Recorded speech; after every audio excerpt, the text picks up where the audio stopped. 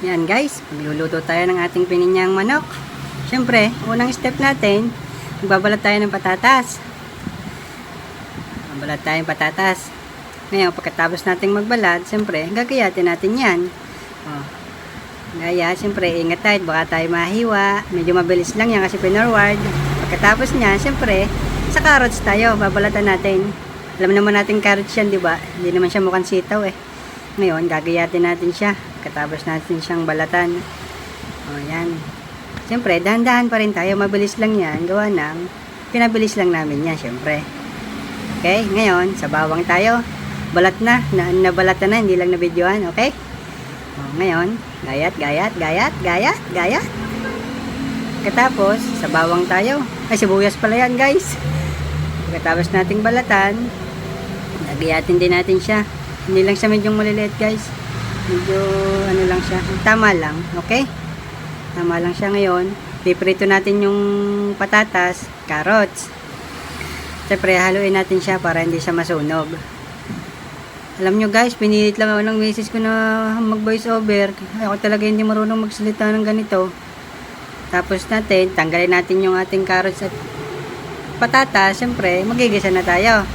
Tapos natin magisa, lagay natin yung manok natin na may timpla na patis, saka asin.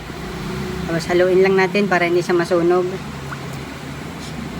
Tapos na pagtingin natin medyo luto na, lagay natin yung chicken cubes. Tapos yung ating pinya. Nakalimutan ang tawag dyan guys.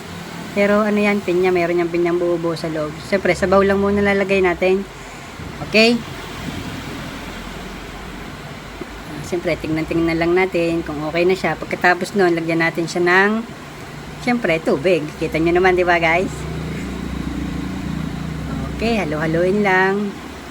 Tapos, after mga 10 minutes, pag nasulak na siya, lagay natin yung ating mga peritong carrots, patatas. Ganun lang siya guys.